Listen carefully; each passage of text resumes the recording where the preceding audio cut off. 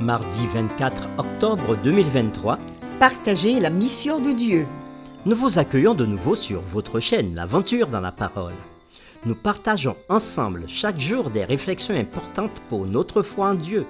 Nous prions pour que, aujourd'hui encore, par le Saint-Esprit, la grâce et la paix de Dieu vous soient données dans l'étude de sa parole. Et nous vous invitons à participer avec nous en cliquant sur le pouce, en vous abonnant pour recevoir les notifications chaque jour, en laissant des commentaires sur ce que vous avez compris et appris et en partageant le lien avec vos connaissances. Le texte à mémoriser de cette semaine que nous vous invitons à dire avec nous se trouve dans Jean chapitre 13, les versets 34 et 35. Je vous donne un commandement nouveau. Aimez-vous les uns les autres comme je vous ai aimé. Vous aussi, aimez-vous les uns les autres. À ceci, tous connaîtront que vous êtes mes disciples si vous avez de l'amour les uns pour les autres. Nous vous invitons à le redire avec nous dans Jean chapitre 13, les versets 34 et 35. Je vous donne un commandement nouveau. Aimez-vous les uns les autres, comme je vous ai aimé. Vous aussi, aimez-vous les uns les autres. À ceci, tous connaîtront que vous êtes mes disciples si vous avez de l'amour les uns pour les autres. Comment l'amour pour les autres peut-il être un moteur dans la mission ? La notion de partage est-elle nécessaire dans la mission ? Aimez-vous les uns les autres comme je vous ai aimé. Pardonnez-vous les uns les autres comme le Père vous pardonne. Aimez-vous comme je vous ai aimé. Les réflexions de cette semaine nous aideront à répondre à ces questions. Et aujourd'hui, nous le ferons avec la séquence. L'esprit de prière d'Abraham. Lisons ensemble Genèse chapitre 18, les versets 23 à 32 et Jacques chapitre 5, le verset 16. Et nous répondrons à la question suivante. Que devraient nous apprendre ces textes sur le pouvoir de la prière d'intercession ? Genèse chapitre 18, versets 23 à 32.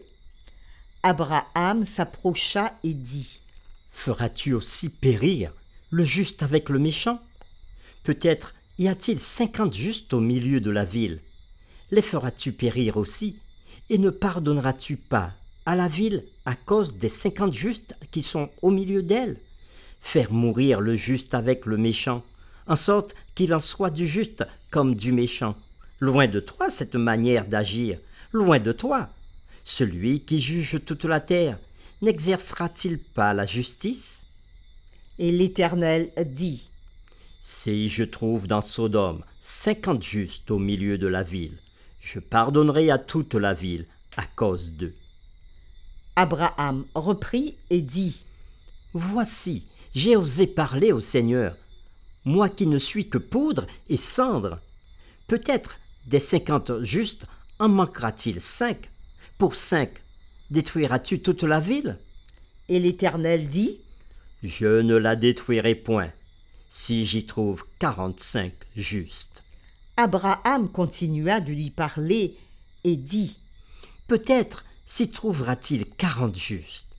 Et l'Éternel dit : Je ne ferai rien à cause de ces 40. Abraham dit : Que le Seigneur ne s'irrite point, et je parlerai. Peut-être s'y trouvera-t-il 30 justes. Et l'Éternel dit : Je ne ferai rien si je trouve 30 justes. Abraham dit : Voici, j'ai osé parler au Seigneur. Peut-être s'y trouvera-t-il 20 justes. Et l'Éternel dit : Je ne la détruirai point à cause de ces 20. Abraham dit : Que le Seigneur ne s'irrite point, et je ne parlerai plus cette fois. Peut-être s'y trouvera-t-il 10 justes. Et l'Éternel dit : Je ne la détruirai point à cause de ces 10 justes. Nous poursuivons avec Jacques chapitre 5, le verset 16. Confessez donc vos péchés les uns aux autres et priez les uns pour les autres, afin que vous soyez guéris. La prière fervente du juste a une grande efficace.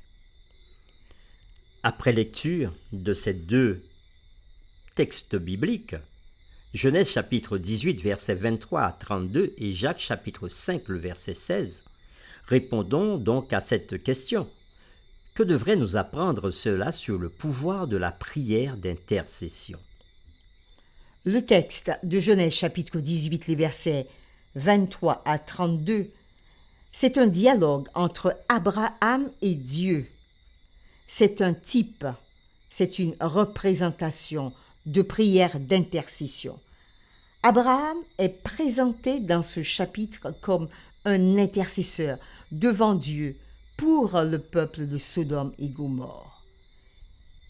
Il plaidait pour eux, en leur faveur, c'est-à-dire qu'il agissait en quelque sorte comme un type ou un symbole de Jésus en tant que notre intercesseur devant le Père.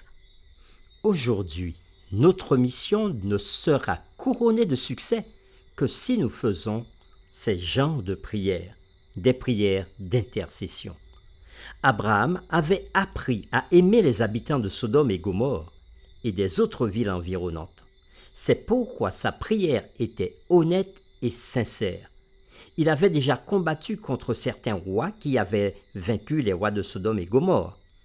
Après la victoire d'Abraham, Béra, le roi de Sodome, vint à la rencontre d'Abraham avec Melchisédek. Béra demanda que son peuple soit ramené chez lui. « Donne-moi les personnes et prends pour toi les richesses, avait dit Béra, le roi de Sodome, dans Genèse chapitre 14, le verset 21.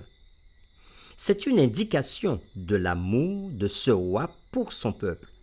Puisque l'une des grandes caractéristiques d'Abraham était l'amour, il aimait les rois de Sodome et Gomorrhe et priait pour eux et leur peuple. Et nous pouvons lire cette citation de l'auteur Ellen G. White dans Patriarches et Prophètes à la page 112 où elle dit « Ce qui inspirait la prière d'Abraham, c'était l'amour des âmes qui périssaient. » Abraham faisait preuve d'humilité et de persévérance dans ses prières.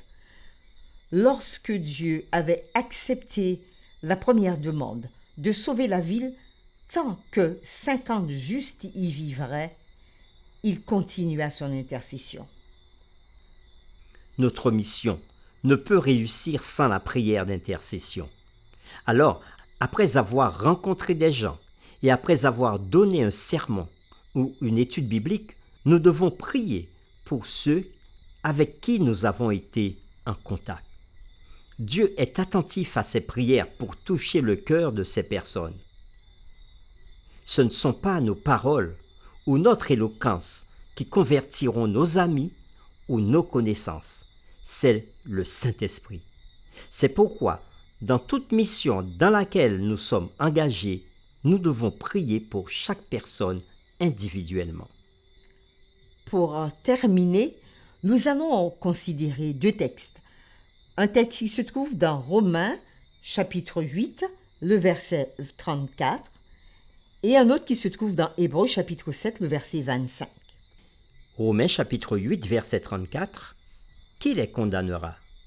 Christ est mort. Bien plus, il est ressuscité. Il est à la droite de Dieu et il intercède pour nous. Et Hébreux, chapitre 7, le verset 25. C'est aussi pour cela qu'il peut sauver parfaitement ceux qui s'approchent de Dieu par lui, étant toujours vivant pour intercéder en leur faveur.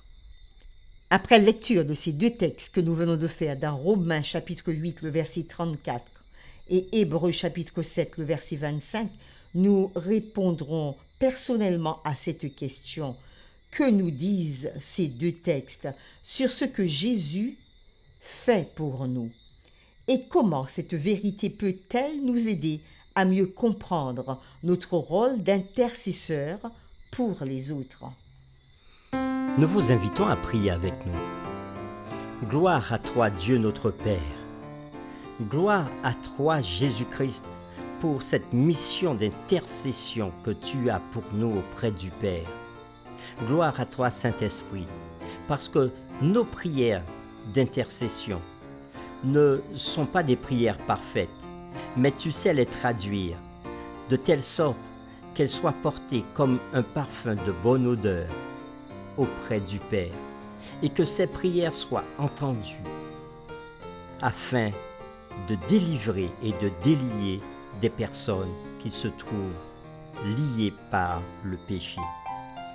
Ô Seigneur, aujourd'hui encore, nous avons considéré la prière d'intercession d'Abraham. Aujourd'hui encore, nous avons considéré combien il était important de plaider, même pour des personnes qui semblent ne pas s'occuper de toi. Cet exemple nous aide à réfléchir à notre façon de faire. À travers l'étude de ce jour, tu nous as montré aussi que ce ne sont pas nos paroles ou encore notre éloquence qui pourrait convaincre, mais c'est l'Esprit Saint qui peut convaincre et qui peut arracher des hommes des griffes du péché. Alors Seigneur, donne-nous, comme Abraham, cette envie, ce désir et cet amour pour plaider pour ceux que nous aimons et qui périssent.